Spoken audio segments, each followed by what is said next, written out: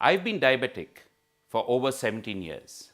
And over the years, I've learned a thing or two about living with diabetes. I was 42 when my doctor sent me for a routine health checkup. And I didn't have blood pressure, cholesterol, or any of those kind of things.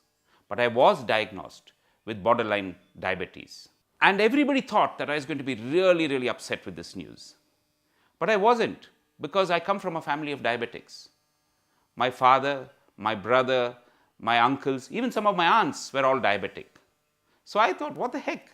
This is my family inheritance. I was the only one who didn't have it. So I accepted it. And I realized I have to live with it. And this is important, because too many of my friends who've been diagnosed diabetic pretend that they don't have diabetes. The second thing is you need to find out very early whether you have diabetes or not. So if you are living a sedentary lifestyle, if you are overweight, if you're going to the loo more than often, or even if you're sweating a lot more than you normally do, then you better go to your doctor and get it checked out. I was very lucky that I was diagnosed so early, because I could manage with tablets for many years, and it's only in the last few years that I had to shift to insulin. My doctors told me that managing diabetes is like sitting on a three-legged stool: diet, exercise, and medication. Of this, diet is one of the very, very important things. The moment you're told you're a diabetic, you start thinking, oh no, I can't eat this, I can't eat that, no fats, no sugars, etc., etc., etc. But a sensible doctor will tell you, diabetes and the diet for managing diabetes is not so much about doing without certain things, it's more about balancing what you normally eat in a way that it doesn't take your sugar levels up. And so this means that even sometimes you can occasionally have a sweet.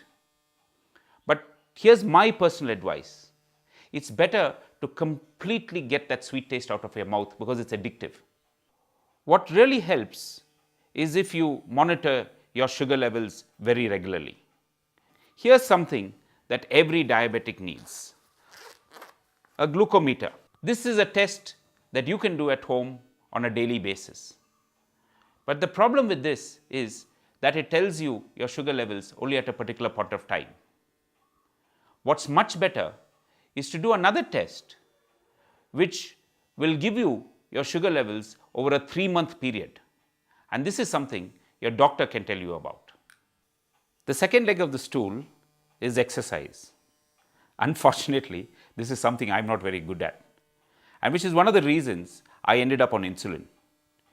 If you're into exercise, and if you can exercise regularly, you can stay off insulin for a very, very long time, and perhaps not have to take insulin at all.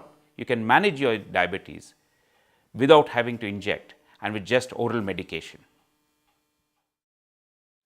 This brings us to the third leg of the stool: medication. Your doctor will prescribe for you the medication that is best suited to your diabetes. Don't fool around with it. I can tell you from experience, I did, trying to adjust my insulin, taking a little bit more when I had a sweet and so on. And all that I ended up doing was to mess up my control of diabetes. At the end of the day, you've got to realize that diabetes is a condition and not an illness. It's something you have to manage and you have to live with. Managing diabetes is essentially in your hands and not just your doctor's. You know what my father used to always say? An intelligent diabetic can live much longer and a much healthier life than most other people.